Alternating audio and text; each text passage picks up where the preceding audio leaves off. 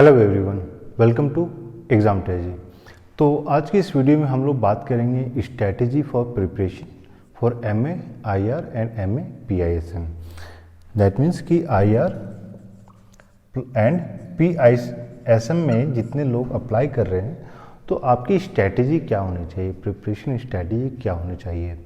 क्योंकि बहुत सारे लोगों से जब हम लोग बात करते हैं तो ये पूछते हैं कि आप लोग अपनी पढ़ाई कैसे कर रहे हैं, किस तरीके से कर रहे हैं। और वहाँ पे हम लोगों ने एक चीज़ पाया कि बहुत सारे लोग ऐसे हैं जो अपना समय जो है अननेसेसरी एक्टिविटी में ज़्यादा आप ये बोल सकते हैं वेस्ट तो नहीं लेकिन इन्वेस्ट तो ज़रूर कर रहे हैं। तो आज के इस वीडियो में हम लोग उसी पे थोड़ा सा डिटेल में आप लोगों को बताएंगे कि अगर आप लोग प्रिपेयर कर रहे हैं तो किस तरीके से क्या स्ट्रैटेजी होनी चाहिए। जैसा कि आप लोग जानते हैं कि ये ऑब्जेक्टिव बेस्ड एग्जामिनेशन है, तो ऑब्जेक्टिव बेस्ड एग्जामिनेशन में इम्पॉर्टेंट हो जाता है कि जितने भी क्वेश्चंस पूछे जाएंगे उसमें पर्सपेक्टिव वाले क्वेश्चंस कम होते हैं, इन्फॉर्मेटिव ज़्यादा होते हैं। तो बेसिकली जब भी आप अपनी पढ़ाई करें तो इन्फॉर्मेशन को ज़्यादा से ज़्यादा कलेक्ट करना है। अब इन्फॉर्मेशन की कलेक्शन की स्ट्रैटेजी क्या होनी चाहिए, किस टाइप की इन्फॉर्मेशन होनी चाहिए, कौन कौन से सोर्स होने चाहिए, उसको कैसे हम लोग डिसाइड करेंगे। तो जो सबसे पहला जो स्टेप होना चाहिए वो है प्रीवियस पेपर। प्रीवियस पेपर को आप जितना ज़्यादा से ज़्यादा देखिए उतना अच्छा है। और हम लोगों का सजेशन है कि वीक में एटलीस्ट 2 टाइम्स पर वीक 2 बार तो जरूर देखिए वीक में। प्रीवियस पेपर को देखने से 2 चीज़ें आपको क्लियर होती है। पहला, जब इसको आप ए बोल देते हैं, पहला कि आपका जो भी आप किसी भी सोर्स को रेफर कर रहे हैं तो वो कितना ऑथेंटिक है। मान लीजिए किसी भी बुक को आप रेफर कर रहे हैं तो आपको ये पता चल जाएगा प्रीवियस पेपर देखने से कि क्वेश्चन जो पूछे जा रहे हैं तो उस बुक में वो चीज़ें आपको मिल रही है या नहीं मिल रही है। नहीं तो ऐसे ही रामायण महाभारत आप पढ़ लीजिएगा, पता चला कि उधर से क्वेश्चन आया ही नहीं, तो उसका कोई फ़ायदा नहीं है। दूसरा जो आपको फ़ायदा होता है वो है टाइप्स या फिर मेथड्स। टाइप्स या मेथड्स में जब आपने देख लिया कि आप किसी एक पार्टिकुलर बुक को पढ़ रहे हैं, वो ऑथेंटिक सोर्स है, उससे क्वेश्चंस आ रहे हैं, तो किस तरीके से क्वेश्चंस को पिक किया गया है, इन द सेंस कि किस तरीके से इंफॉर्मेशन को पिक किया गया है, ये चीज़ आपको पता चलेगी। इसलिए सबसे पहला हम लोग का सजेशन है कि किसी भी आप एग्ज़ाम की प्रिपरेशन कर रहे हैं, स्पेशली जेएनयू का, तो क्वेश्चन पेपर को जरूर पढ़िए। तो पहला था प्रीवियस पेपर। जब आपने पढ़ लिया तो प्रीवियस पेपर को पढ़कर आपको जो है क्लासिफिकेशन करना है। किस चीज़ का क्लासिफिकेशन? टॉपिक्स। जैसे आपके 100 क्वेश्चंस पूछे गए हैं तो उस 100 क्वेश्चंस को आप डिफरेंट टॉपिक्स में डिवाइड कीजिए। जब आपने डिफरेंट टॉपिक्स में डिवाइड कर दिया तो थर्ड स्टेप आता है कि उस टॉपिक वाइज आप सोर्स ढूंढिए। सोर्स इन द सेंस कि हर एक टॉपिक को आप कौन कौन से बुक्स से आप कवर अप कीजिएगा, चाहे कंटेम्प्रेरी हिस्ट्री हो, वर्ल्ड हिस्ट्री हो, इंडियन हिस्ट्री हो, इंडियन पॉलिटी हो, वर्ल्ड जियो पॉलिटिक्स हो। तो जब तक आपके पास टॉपिक डिफाइन नहीं है तो आप सोर्स को डिफाइन नहीं कर सकते हैं। तो इम्पॉर्टेंट है कि आप अपने सोर्स को डिफाइन करने से पहले टॉपिक डिफाइन कर लीजिए कि पूरे सिलेबस में कौन कौन से टॉपिक है जिसको आपको कवर अप करना है और उस टॉपिक के लिए कौन कौन से सोर्स हैं। अब बहुत बार ऐसा भी होगा कि कुछ ऐसे टॉपिक्स हैं जिसका कोई सोर्स आपके पास अवेलेबल नहीं है, तो फिर आपको वहाँ पे थोड़ा सा R&D करना पड़ेगा, रिसर्च करना पड़ेगा। जब आपने सोर्स कर लिया तब आपको ये करना है कि अब फिर से आ जाइए सिलेबस वाले पार्ट पे। यहाँ पे आपको लगा लेना है वेटेज कि प्रेफरेंस बेसिकली आपको ये देखना है कि प्रेफरेंस में कौन कौन से टॉपिक से ज़्यादा क्वेश्चन पूछे गए, किस टॉपिक से कम क्वेश्चन पूछे गए। जिस टॉपिक से ज़्यादा क्वेश्चन पूछे गए उसका प्रेफरेंस हाइयर हो गया और वहाँ से आप अपना प्रिपरेशन स्टार्ट कर सकते हैं।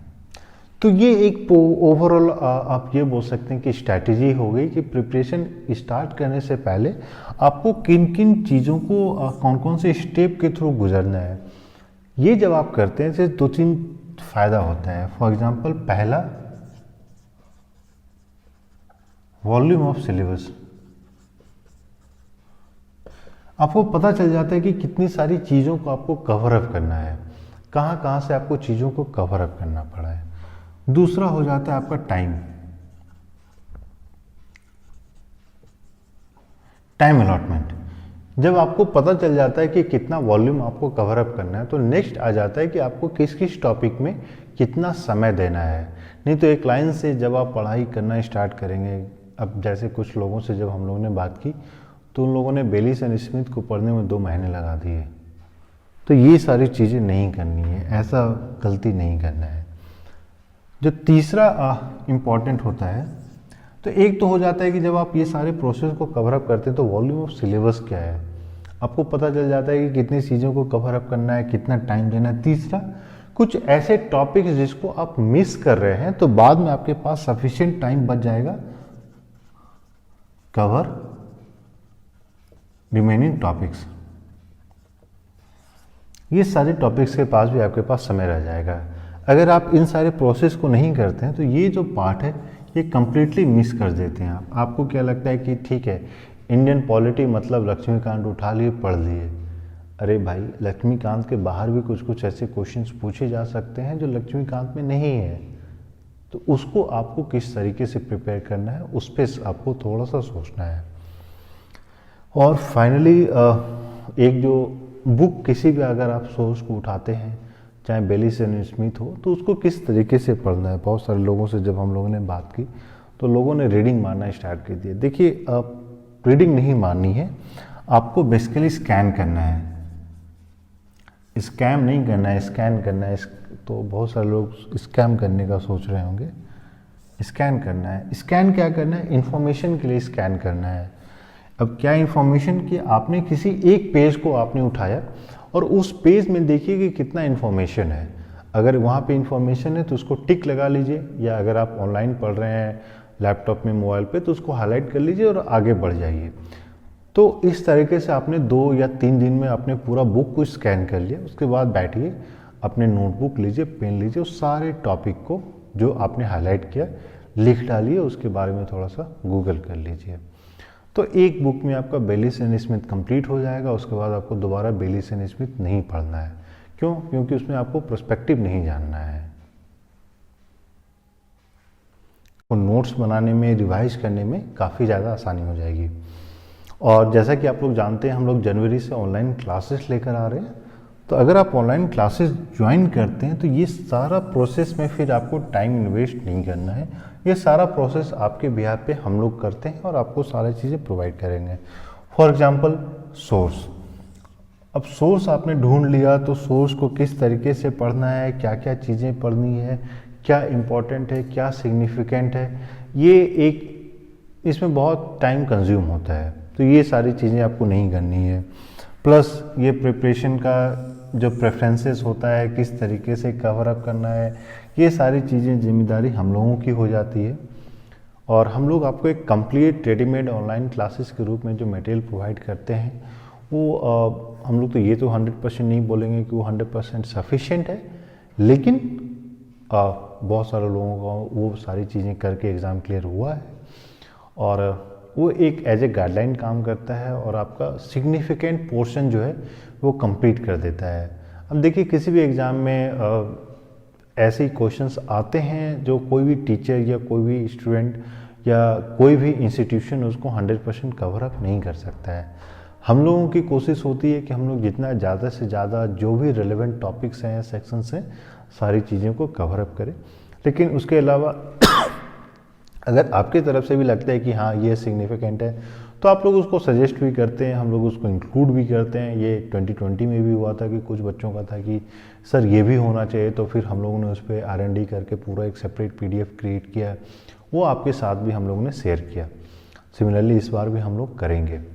और ऑनलाइन क्लासेस में जो है, जो जनवरी से स्टार्ट होगा, इसमें हम लोग क्वेश्चन बैंक भी प्रोवाइड करेंगे, स्टडी मटेरियल भी प्रोवाइड करेंगे और टेस्ट सीरीज भी प्रोवाइड करेंगे।